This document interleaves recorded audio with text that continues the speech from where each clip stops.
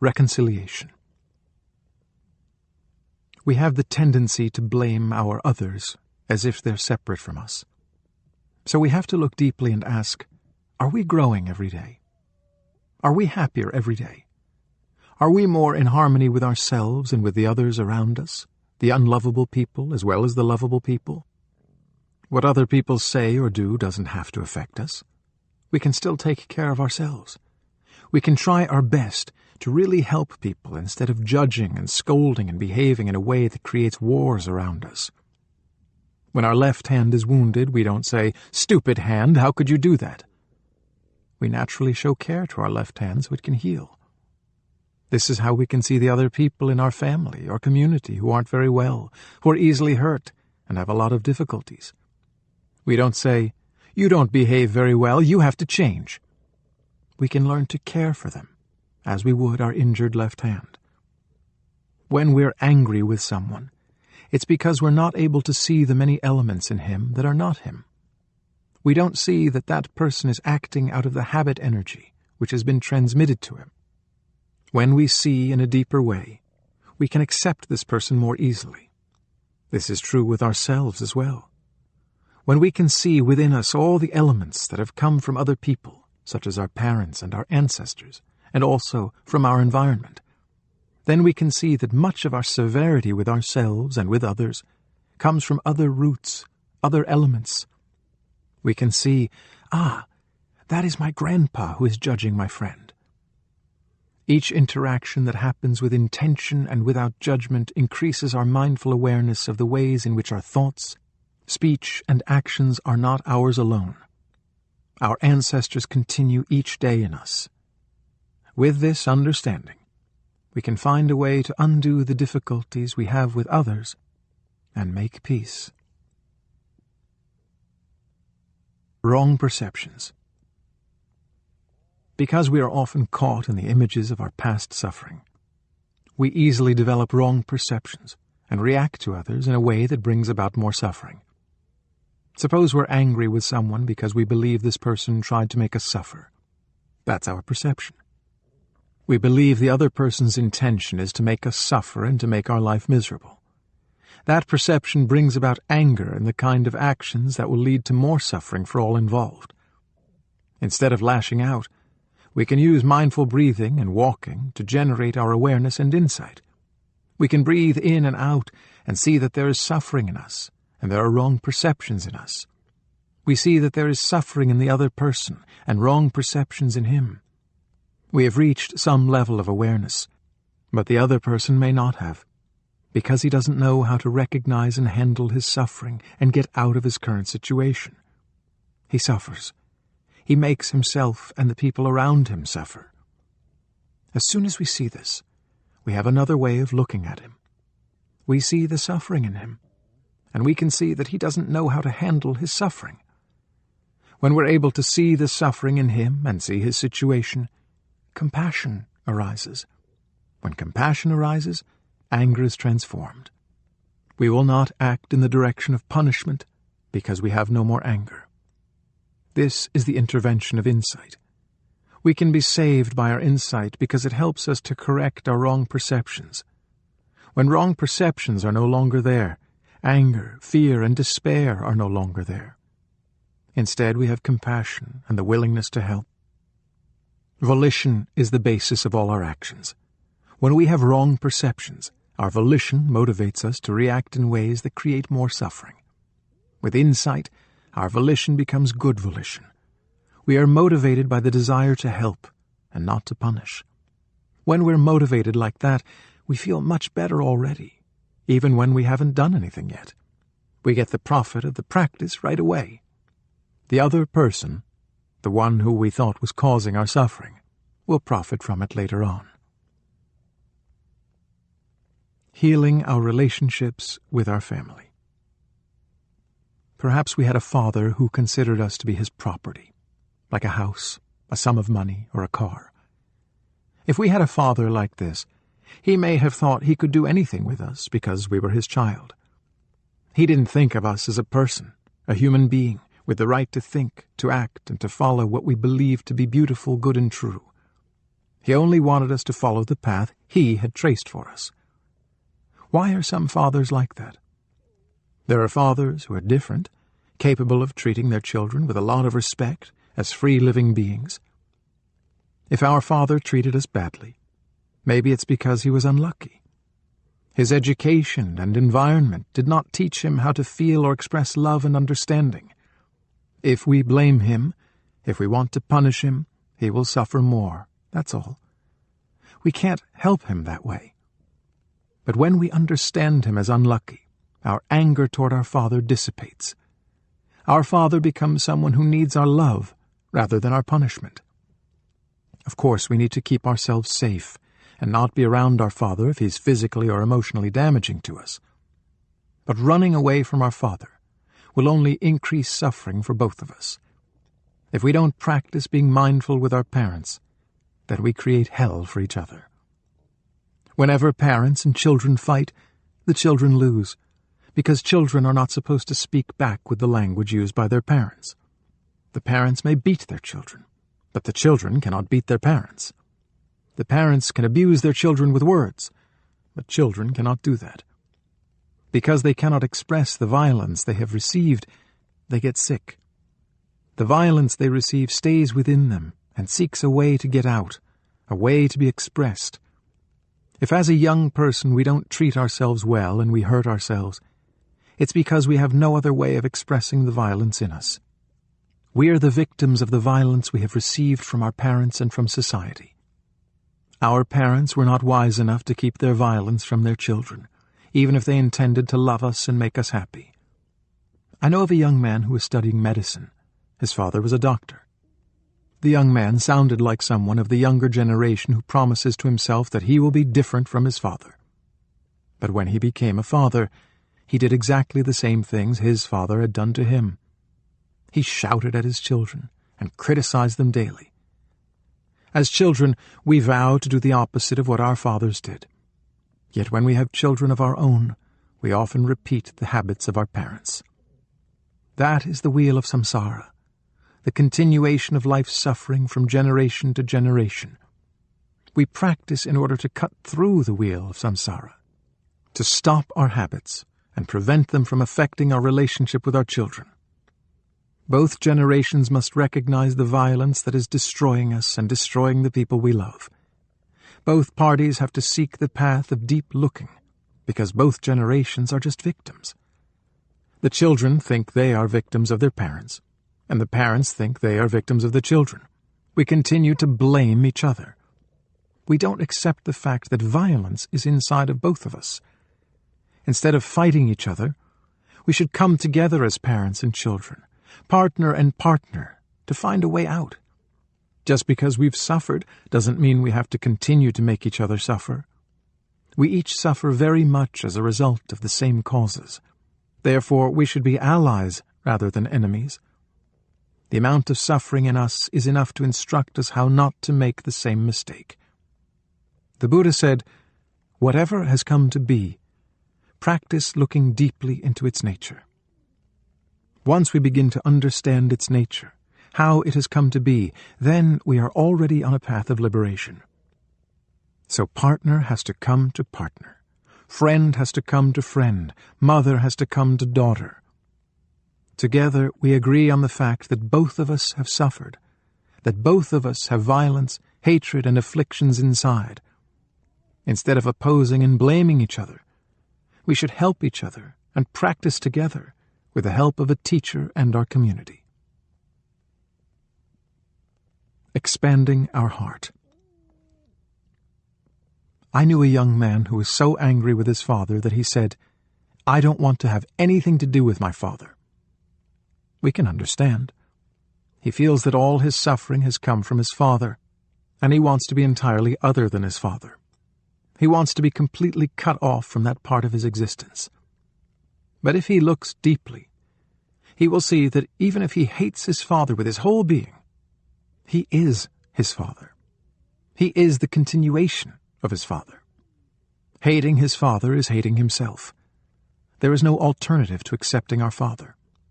If our heart is small, we can't embrace him yet. We have to have a big heart. How do we make our heart big so that there is enough room to embrace our Father? The practice of looking deeply is the only practice that helps our heart to expand until it is immeasurable. A heart that can be measured is not a large heart. There are 4 elements that make up true love, the 4 immeasurable minds. They are Maitri, loving-kindness, Karuna, compassion, Mudita, joy, and Upeksha, equanimity, non-discrimination. We practice with these elements in order to turn our heart into something immeasurable. As our heart begins to expand, to grow large, we are able to contain, to bear any kind of suffering. When we embrace the suffering within us, we won't suffer any longer. The Buddha describes an immeasurable heart with this analogy. If some dirt falls into our water glass, we won't drink the water. We'll have to throw it away. But if we put that dirt into an immense river, we can still use the water. The river is big. It can accept the dirt, and we can drink the water. When our heart is small, we can't bear the amount of pain and suffering inflicted on us by another person or by society. But if our heart is large, we can embrace the pain, and we don't have to suffer. The practice of the 4 immeasurable minds makes our heart big like the river. Metta Meditation. Metta means loving-kindness. Its root is the word mitra, which means friend. Metta meditation helps us become a friend to ourselves and to others. We begin with an aspiration. May I be. Then we transcend the level of aspiration and look deeply at all the positive and negative characteristics of the object of our meditation, in this case ourselves. The willingness to love is not yet love. We look deeply with all our being in order to understand. We don't just repeat the words. It's not autosuggestion. We look deeply at our body, our feelings, our perceptions, our mental formations, and our consciousness. And in just a few weeks, our aspiration to love will become a deep intention. Love will enter our thoughts, our words, and our actions, and we will notice that we have become peaceful, happy, and light in body and spirit. This love meditation is adapted from the Visuddhimagga, the Path of Purification, by Buddhaghosa, a 5th century CE systemization of the Buddha's teachings. We begin practicing this love meditation on ourselves, may I. Until we are able to love and take care of ourselves, we cannot be of much help to others. After that, we practice on others. May he, she, may they. First on someone we like, then on someone neutral to us, then on someone we love, and finally on someone who makes us suffer. May I be peaceful, happy, and light in body and spirit. May I be safe and free from injury. May I be free from anger, afflictions, fear, and anxiety. May I learn to look at myself with the eyes of understanding and love. May I be able to recognize and touch the seeds of joy and happiness in myself. May I learn to identify and see the sources of anger, craving, and delusion in myself. May I know how to nourish the seeds of joy in myself every day. May I be able to live fresh, solid, and free.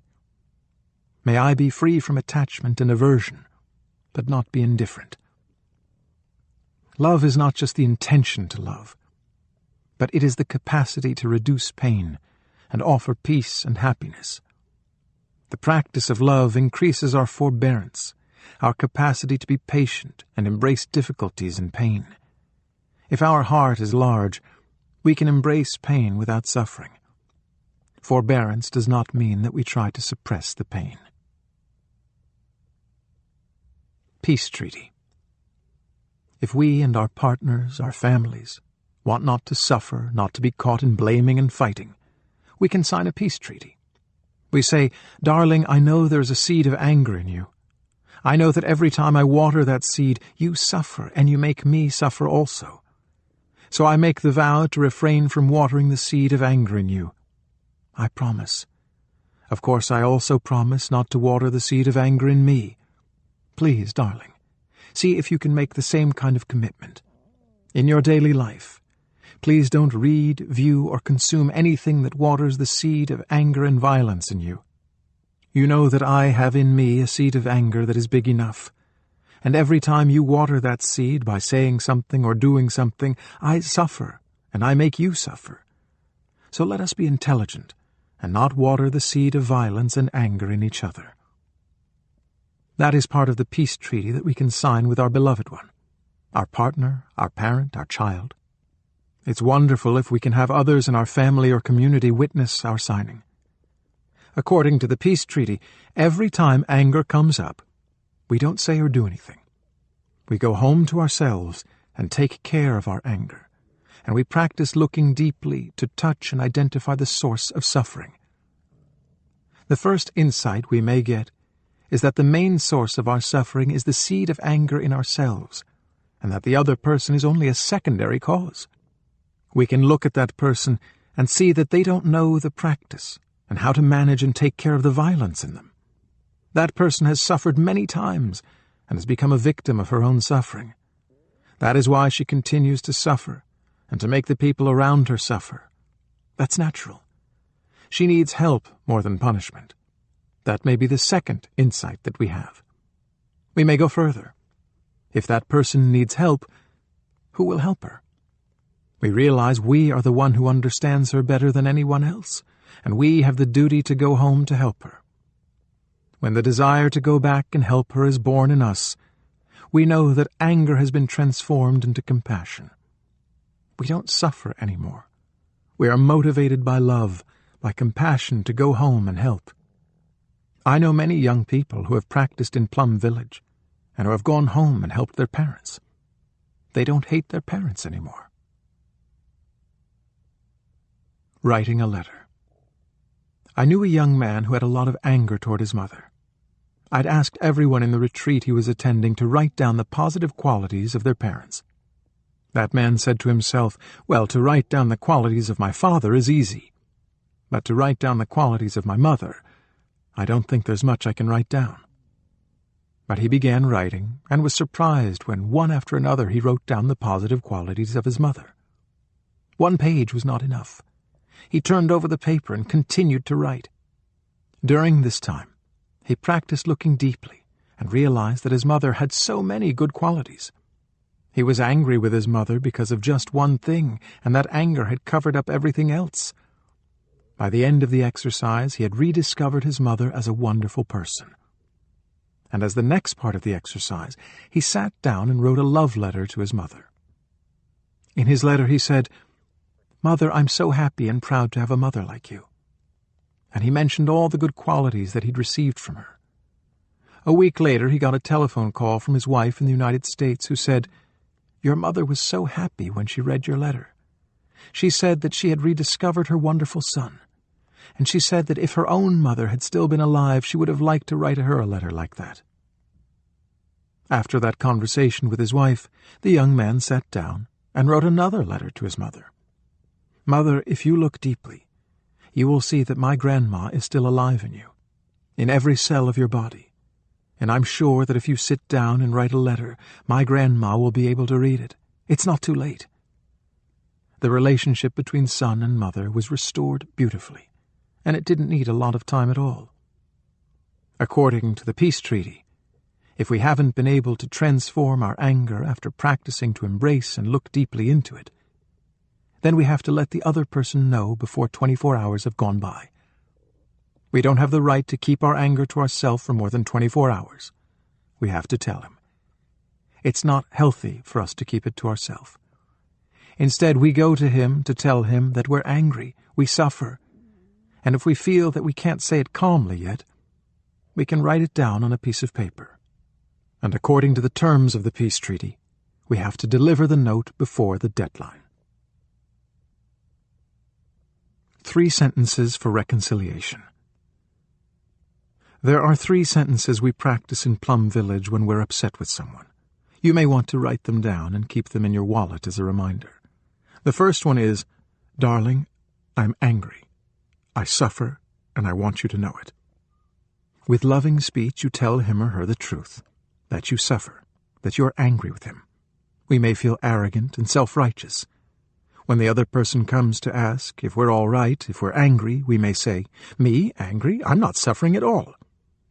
That is the opposite of the practice. Instead, we say, "Darling, I'm angry, really angry. I suffer, I want you to know it." And if you want to continue a little bit, you can say, "I don't understand why you have said such a thing to me, why you have done such a thing to me. I suffer so much." That is the content of the first sentence. The second sentence is, "I am trying my best." It means that I am practicing. It means I know that every time I get angry, I mustn't say or do anything. But I go home to my breathing. I practice mindfully embracing my anger and looking deeply to see its roots in me. I'm doing my best. We show him that we're a practitioner. We know how to handle our anger. That will inspire confidence and respect on his part. It's also an indirect invitation for him to practice and ask himself, what did I say? What did I do to make him suffer that much? And that is already the beginning of the practice. The second sentence invites him to look deeply to see if he's been unjust in what he said or did. The third sentence is, "Please help me, because maybe alone I can't transform this suffering, this anger." If we can bring ourselves to write down that third sentence, we will already suffer less. When we become partners, when we become friends in the practice, we have to share our happiness as well as our suffering. Now I suffer. I want to share it with you, and I need your support. If you're able to write that line, you have overcome your pride. Very often we get so hurt that we prefer to go to our room and cry alone and refuse any help coming from the other person. Our pride is there. We want to punish him by showing that without him we can survive very well. So these 3 sentences are a guideline for our practice. Instead, we say, "Darling, I'm angry at you. I suffer very much. I want you to know it. I'm doing my best to deal with my suffering. Please help." You may like to write down these 3 sentences on a small piece of paper the size of a credit card and slip it into your wallet. Every time the energy of anger is coming up, you know what to do. Take it out and read it. The Buddha is with you at that moment. You know exactly what to do and what not to do. Many of my friends have been using these practices and transforming their relationship between father and son, mother and daughter, partner and partner. And the practice of mindful breathing and walking helps a lot in calming ourselves. We appeal to the best in ourselves in order to deal with the situation. We don't just react and allow our anger, our violence to cause more suffering. A letter of reconciliation. These 3 sentences can be the basis of a letter of reconciliations we can write. Writing a letter is a very important practice.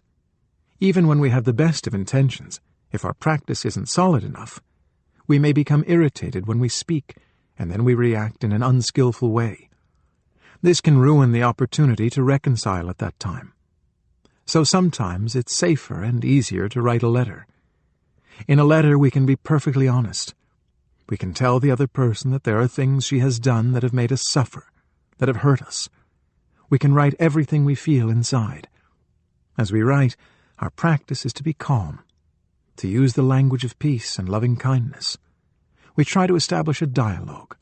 We can write things like, "My dear friend, I may be the victim of wrong perceptions, and what I write here may not reflect the truth. However, this is my experience of the situation. This is what I really feel in my heart. If my perceptions are not right, then please correct me.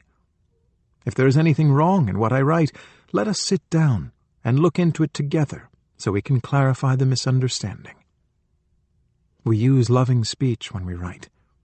If one sentence is not written well enough, we can always begin anew and write another sentence that is more kind. In the letter, we have to demonstrate that we have the capacity to see the suffering in the other person. "Dear friend, I know that you have suffered, and I know that you are not wholly responsible for your suffering." When we practice looking deeply, we discover some of the roots and causes of the other person's suffering. We can tell him all these things. We can tell him of our own suffering, and show that we understand why he acted or spoke the way he did. We can take 1, 2, or 3 weeks to finish our letter, because it's a very important letter. That letter is crucial for our happiness. The time we spend writing is even more important than the 1 or 2 years some of us may spend writing our doctoral thesis. Our thesis is not as crucial as this letter. Writing a letter like this is the best thing we can do to have a breakthrough and restore communication.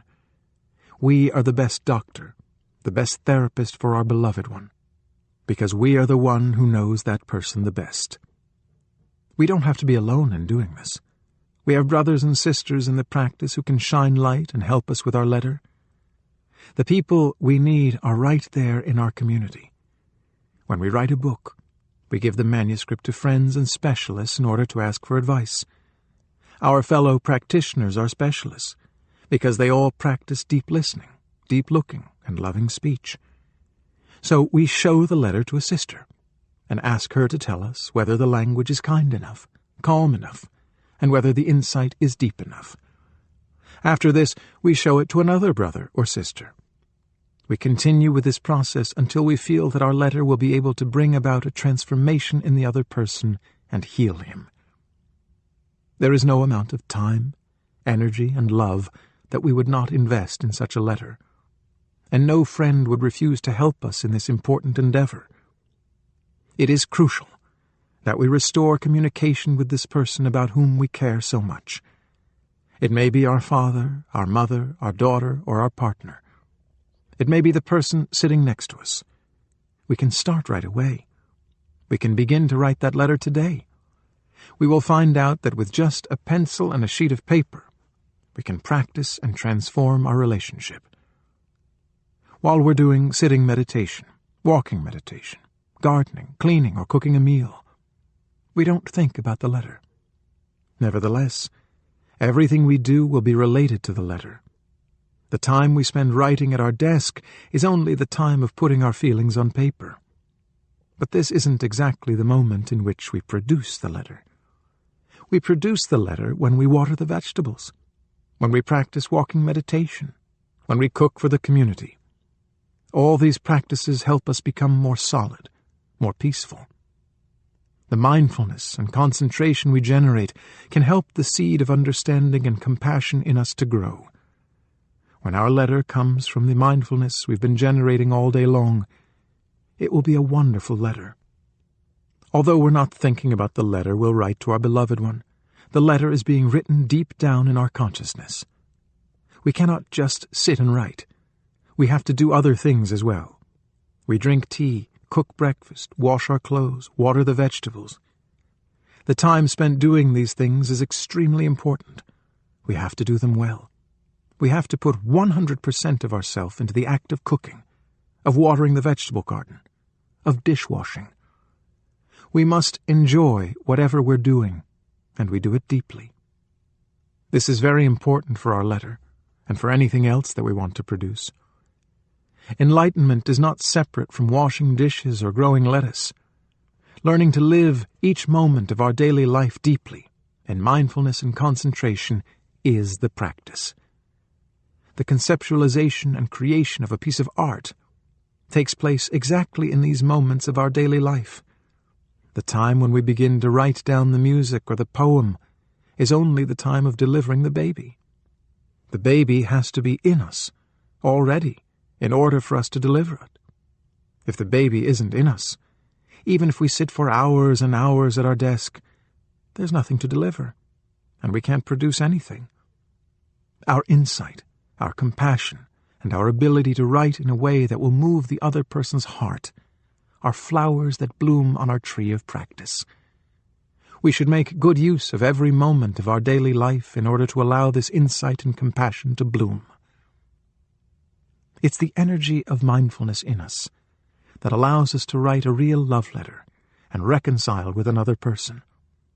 A real love letter is made of insight, understanding, and compassion. Otherwise, it's not a love letter. A true love letter can produce a transformation in the other person, and therefore in the world. But before it produces a transformation in the other person, it has to produce a transformation within us. Some letters may take the whole of our lifetime to write. lack of skillfulness. We shouldn't be discouraged when we realize that in the past we have suffered, and we have made other people suffer. If we know how to handle the suffering, we will be able to profit from our suffering. Of course we have made mistakes. Of course we have been not very skillful. Of course we have made ourselves suffer. Of course we have made the people around us suffer. But that doesn't prevent us from beginning anew and making things much better next year, or even in the next moment. We should look at our suffering in such a way that the suffering can become a positive thing. All of us have made mistakes and been unskillful, but that doesn't prevent us from improving, beginning anew, and transforming. When something is wrong, we want to fix it right away. We want to make the pain and suffering, the wrongness, go away as quickly as possible. But when something difficult happens, the first step is not to fix it. The first step is to acknowledge it. After having spent some time with ourselves, it's easier for us to approach the person we are struggling with. We can say, "Darling, I know that in the past several months or several years you have suffered a lot. I'm responsible to some extent for your suffering. I haven't been very mindful. I didn't understand enough of your suffering and difficulties. I may have said or done things that made the situation worse. I'm sorry. I don't want that. I want your happiness, your safety, your freedom, and your joy. Since I don't understand enough about you, about your suffering, I have sometimes been unskillful. I may have given you the impression that I want you to suffer, but that's not true. So please tell me of your suffering, so that I won't make the same kind of mistake again. Your happiness is crucial to my happiness. I need your help. Tell me about your fears, your concerns, your difficulties, so that I can help you more easily." This is the kind of language that is born from that awareness. Many of us have not been mindful enough to see the difficulties, the suffering, the anger, and the pain of our children. A parent should be able to speak to his or her child with language coming directly from the heart. And learning to speak like that, we'll be able to restore communication and make peace with him or her. The process of reconciliation can begin. Everyone knows that peace must begin with oneself, but not everyone knows how to do it. When we have generated the energy of mindfulness, and our suffering has been transformed into understanding and compassion, reconciliation can happen much more easily. Before that, it's impossible. Pride, anger, and our fear of suffering get in our way, but with mindfulness, understanding can penetrate into the soil of our heart, and the nectar of compassion can spring up. Reconciling with ourselves. A couple who was about to get married in Plum Village came to me and asked, "Thai, there are only 24 hours left before our wedding. What can we do to prepare for our marriage to be successful?" I answered, "The most important thing is to look deeply into yourself, to see if there's still an obstacle in you. At this moment, is there anyone you haven't reconciled with? Is there anything within you that you haven't reconciled with?" Reconciliation is not always reconciliation with another person, but is reconciliation with our own self. There are many conflicts in us, and we have to sit down and harmonize them. We have to practice deep walking, deep sitting, in order to realize and see very clearly our own situation and what is to be done. We do walking meditation, we do sitting meditation, we cook, we wash dishes, and all these things are for looking deeply in order to see what is to be done in order to begin anew. It turned out that there were so many things for the couple to do before the wedding, and they had only 24 hours. There was a friend that they had to reconcile with very quickly. How can they send a letter to that person in 24 hours? If reconciliation is done within, that is enough.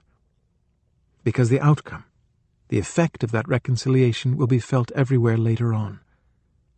Even if the person we want to reconcile with is very far away, even if she refuses to pick up the phone or to open a letter, even if she has already passed away, reconciliation is still possible. That person may be our father, our mother, our sister, our daughter, or our son. That person may still be alive. That person may already have died. Reconciliation is still possible. Because reconciliation means to work it out within ourselves so that peace can be restored. We know that there's the possibility to begin anew, to make everything new again. Our mother may have passed away, but if we look deeply, we see she is still alive in us. We can't be without our mother. Even if we hate her, if we're angry with her, even if we don't want to think of her, she's still in us. And more than that, she is us, and we are her. We are the daughter or son of our mother. We are the continuation of our mother. We are our mother, whether we like it or not. Reconciliation is made within oneself. To reconcile with our mother, father, son, daughter, or our partner means reconciling with ourselves. Sometimes we regret not having said the right things to someone in our family before they died. We regret that we have not been kind to him or to her during that person's lifetime. Now we may feel that it's too late.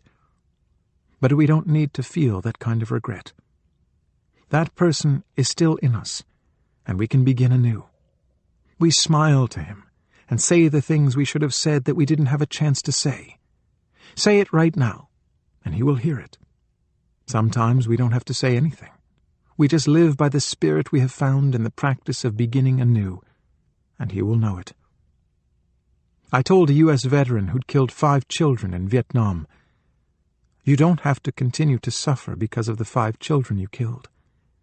If you know how to live your life, how to save the children of the present and the future, those 5 children will understand you, will smile at you, and will support you on your path of practice." There's no reason why we have to be caught in our guilt complex. Everything is possible. The past is not gone. The past is still available in the form of the present. If we know how to touch the present deeply, we touch the past, and we can even change the past. That is the teaching of the Buddha. If we have said something unkind to our grandma who has passed away, we can begin anew. We just sit down, practice mindful breathing in and out, and we ask our grandma to be there in us. We smile at her and say, "Grandma, I'm sorry. I will not say something like that again." And we will see our grandma smiling. That practice will bring peace to us, will make us new, and will bring a lot of joy and happiness to the people around us and to future generations. When we've hurt other people. What can we do when we've hurt other people and now they consider us to be their enemy? These people might be people in our family, our community, or in another country. I think we know the answer. There are a few things we can do. The first thing is to take the time to say, "I'm sorry I hurt you out of my ignorance, out of my lack of mindfulness, my lack of skillfulness. I'll try my best to be more understanding. I won't say anything more to you right now. I don't want to hurt you again." Sometimes we do not have the intention to hurt, but because we're not mindful or skillful enough, we hurt someone. Being mindful in our daily life is important, so that we can speak in a way that will not hurt others. The second thing to do is to try to bring out the best part in ourselves, our flower, in order to transform ourselves. That is the only way to demonstrate what we have just said.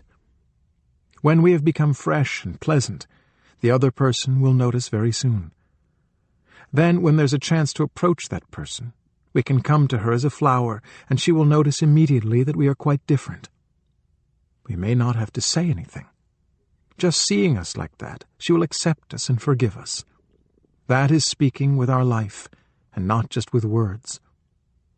When we begin to see that our enemy is suffering, that is the beginning of insight. When we see in ourselves the wish that the other person stops suffering, that is a sign of real love. But be careful. Sometimes we may think that we're stronger than we actually are. To test our real strength, we try going to the other person to listen and talk to him or her. We'll discover right away whether our loving compassion is real. We need the other person to be there so we can test our strength. If we just meditate on an abstract principle, such as understanding or love, it may be just our imagination and not real understanding or real love. Reconciliation means leaving behind our dualistic view and our tendency to want to punish the other person. Reconciliation opposes all forms of ambition, but reconciliation doesn't take sides. Most of us want to take sides in a conflict. We distinguish right from wrong based on partial evidence or hearsay. We think we need indignation in order to act, but even legitimate righteous indignation isn't enough. Our world doesn't lack people who are willing to throw themselves into action. What we need are people who are capable of loving and not taking sides so that they can embrace the whole of reality. We have to continue to practice mindfulness and reconciliation until we can see the bodies of hungry children as our own, until the pain in the bodies of all species is our own. Then we will have realized non-discrimination, real love. Then we can look at all beings with the eyes of compassion, and we can do the real work of helping to alleviate suffering. What prevents us from being happy? When we practice, it's because we want to learn once again how to walk, to breathe, to sit, to walk in a way that peace and joy are possible the whole time we walk, to breathe in a way that there's peace, life, and compassion. When we eat breakfast, we eat in such a way that freedom and joy are possible. It's something we learn, something we can train in with the support of the Sangha, our brothers and sisters in the practice. There are those of us who are able to breathe in mindfulness, to enjoy and savor the present moment. One in-breath can bring a lot of pleasure. Breathing in, I'm alive. It's a moment of celebrating the life that is there.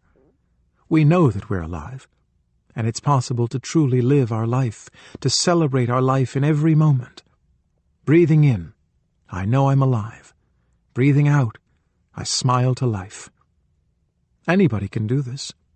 Anyone can breathe in and celebrate life with that in-breath. But there's something that gets in our way.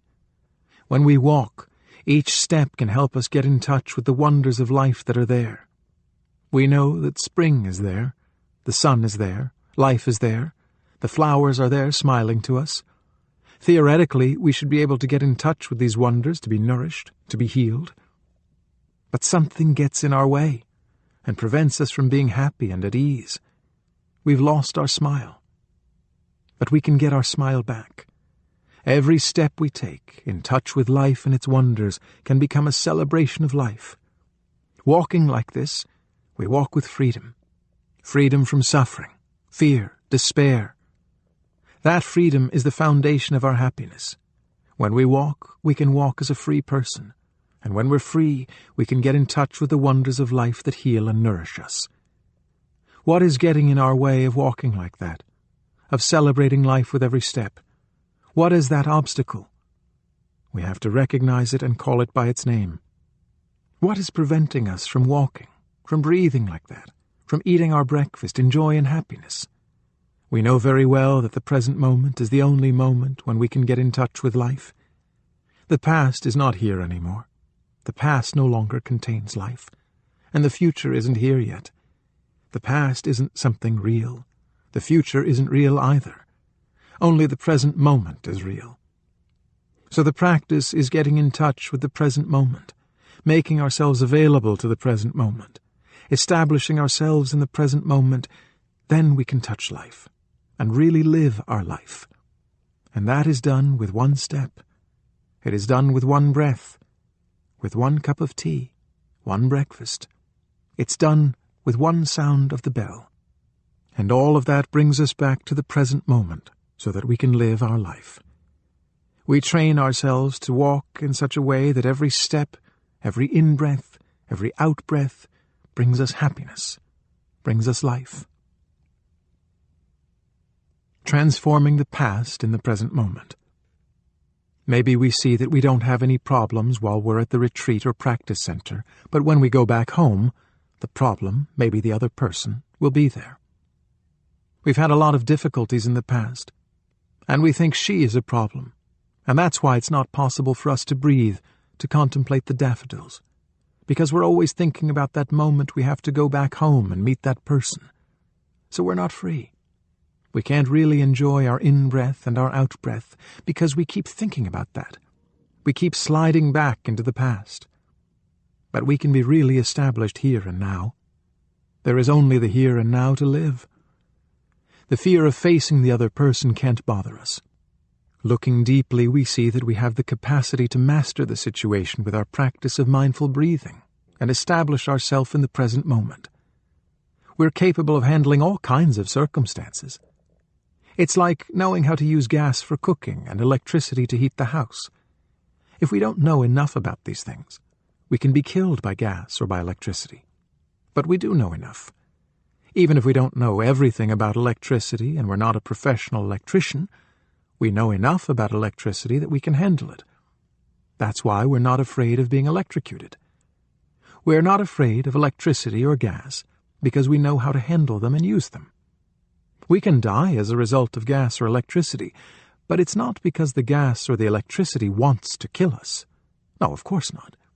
In fact, gas can help us to cook, to make good meals, and electricity can help us in many ways in our house. It's the same with the other person. He doesn't have the desire to make us suffer, no. It's our own incapacity to interbe with him that has made us suffer.